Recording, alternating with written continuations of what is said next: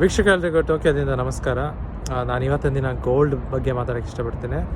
ನಿಮ್ಮೆಲ್ರಿಗೂ ಗೊತ್ತಿರೋ ಹಾಗೆ ಅಕ್ಷಯ ತೃತೀಯ ಏನೇನು ಬರ್ತಾ ಇದೆ. ಸೊ ಹಾಗಾಗಿ ಗೋಲ್ಡ್ ಅನ್ನೋದೇನಿದೆ ಒಂದು ಇದನ್ನು ಕೊಂಡ್ಕೊಳ್ಳೋಂಥ ಒಂದು ಟೈಮ್ ಆಗಿರುತ್ತೆ. ಇಂಡಿಯಾ ಏನು ಕಲ್ಚರ್ ಇದೆ, ಟ್ರೆಡಿಷನ್ಸ್ ಏನಿದೆ ಅದ್ರ ಪ್ರಕಾರ.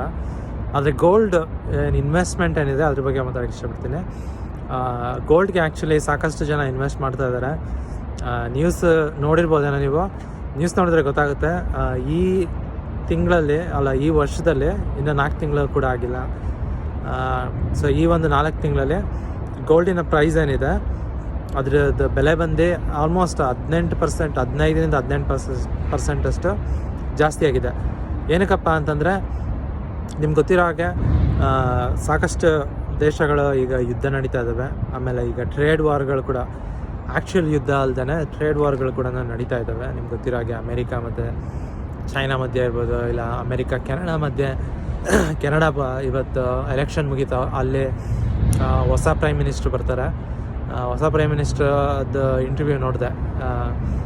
ನಾವು ಏನು ನಮ್ಮ ಸಂಬಂಧ ಏನಿದೆ ಅಮೇರಿಕಾ ಜೊತೆ, ಆ ಸಂಬಂಧ ಅದೇ ರೀತಿ ಇರಲ್ಲ. ಹೊಸ ಏನು ಮೊದಲೇನಿತ್ತು ಫ್ರೆಂಡ್ಲಿ ರಿಲೇಷನ್ಶಿಪ್ ಏನಿತ್ತು ಆ ರೀತಿ ಇರೋದಿಲ್ಲ, ಬೇರೆ ರೀತಿ ಸಂಬಂಧ ಆಗಿರುತ್ತೆ ಅನ್ನೋ ಒಂದು ಹೇಳಿಕೆ ಕೂಡ ಕೊಟ್ಟಿದ್ದಾರೆ.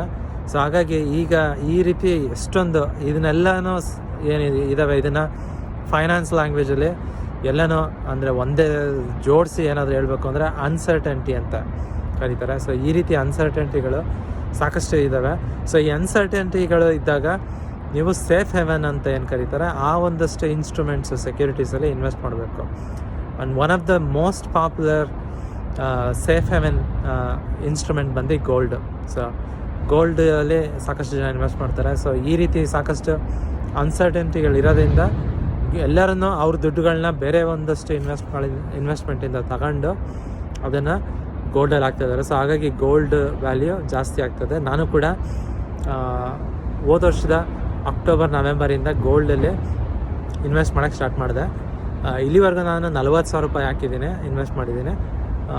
ಈ ಒಂದು ಏನು ಅಕ್ಟೋಬರಿಂದ ಏನು ಈಗಿನ March April end of April ಏನಿದೆ ಇದರಲ್ಲಿ ನನ್ನ ಏನು ಪ್ರಾಫಿಟ್ ಅಥವಾ ಎಷ್ಟು ಜಾಸ್ತಿ ಆಗಿದೆ ಅಂತ ಹೇಳಬೇಕು ಅಂತಂದರೆ ಎಷ್ಟು 5,000 40,000 ಇನ್ವೆಸ್ಟ್ ಮಾಡಿ 5,000 ಆಗಿರೋದ್ರಿಂದ ಆಲ್ಮೋಸ್ಟ್ 13% ಅಷ್ಟು ನನ್ನ ಏನು ಗೋಲ್ಡ್ ಇನ್ವೆಸ್ಟ್ಮೆಂಟ್ ಏನಿದೆ ಜಾಸ್ತಿ ಆಗಿದೆ. ಸೊ ಹಾಗಾಗಿ ಈ ಒಂದು ಅನ್ಸರ್ಟೆಂಟಿಗಳು ಕ್ಲಿಯರ್ ಆಗೋವರೆಗೂ ಗೋಲ್ಡಲ್ಲಿ ಏನಿದೆ ಇನ್ವೆಸ್ಟ್ಮೆಂಟು ಜಾಸ್ತಿ ಆಗ್ತಾ ಇರುತ್ತೆ ಅಂತ ನನಗೆ ಅನಿಸುತ್ತೆ, ನನ್ನ ಒಪಿನಿಯನ್ ಅದು. ಸೊ ಇಲ್ಲಿಗೆ ಈ ಒಂದು ಶಾರ್ಟನ್ನು ಮುಗಿಸೋಕ್ಕೆ ಇಷ್ಟಪಡ್ತೀನಿ. ಧನ್ಯವಾದಗಳು.